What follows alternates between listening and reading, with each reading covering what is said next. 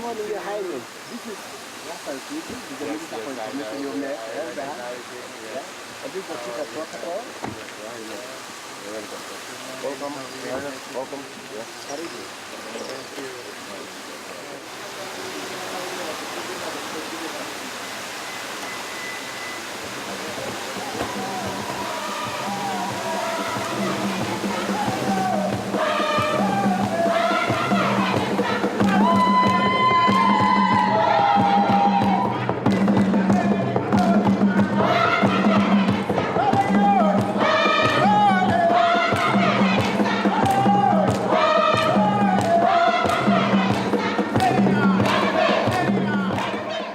Africa has learned a lot about democracy in these years, its fragility and its potential. Increasingly, governments are expected to change hands peacefully, to cooperate regionally, to attract the capable, and to punish the corrupt. And the progress reaches beyond governments. As the Economic Commission for Africa concluded in its recent report, civil society and the media have increased their voice and power in the last decade of democratic reforms. But there is still a long way to go, in the media field, among others. Let me begin with a concern which IPI has raised in its annual report: the erosion of press freedom in some African countries. Respect for press freedom, it seems to me, grows out of a respect for pluralism as a cornerstone of peace and progress. Pluralism implies a readiness to listen to many voices, whether we agree with them or not, and a readiness to embrace a rich diversity of cultures. But there is a second media-related question that I want to raise with you today, and that concerns the adequacy of journalistic knowledge in an increasingly complicated world. What I often hear from Africa's leaders these days are serious misgivings about the depth of that knowledge and genuine doubts about the breadth of understanding that many journalists bring to difficult issues.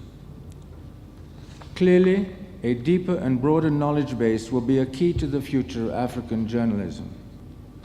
I believe that the best journalists are not those who think they know everything, but those who are wise enough to know what they do not know. Excellence in journalism, it seems to me, stems not from arrogant judgmentalism, but from intellectual humility. For a start, we need to increase dialogue and communication among journalists and those they write about. Good journalism requires the best we can muster in terms of disciplined learning, intelligent analysis, prudent judgment, and nuanced expression. There is one other front on which the battle must be waged, however, and it has to do with media owners and managers. Too often those who set the media agenda see it primarily as a business agenda. Too often the measure of media success is simply financial profit. I think this attitude is wrong. It often makes for manipulative media, distorting and misleading in a narrow pursuit of readers and ratings. Manipulative journalism is not merely a nuisance here, it can have destructive power. Yet journalism at its best can be a strong pillar in building Africa's future. Thank you.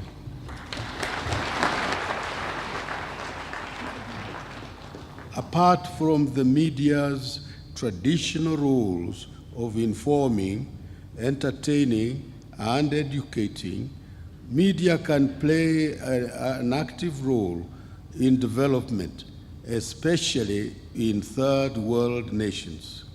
For developing nations, media has an extra duty of mobilizing people against poverty and promoting harmony among them. The media also plays an important role in the promotion of regional and international cooperation. Whereas the importance of the freedom of the media cannot be questioned, it is clear that freedom cannot be exercised without responsibility. Objective, fair, and accurate reporting should not just be tenets to be studied and talked about in conferences, but they should be part and parcel of the ethics and professional guidelines of all journalists. It is only through observing these standards that journalism will maintain the credibility it deserves. My government is finalizing an information and communication technology policy to ensure rapid development of this important sector. My government is together with the media and other stakeholders drafting a Freedom of Information Act to bring the legal framework in line with the current realities.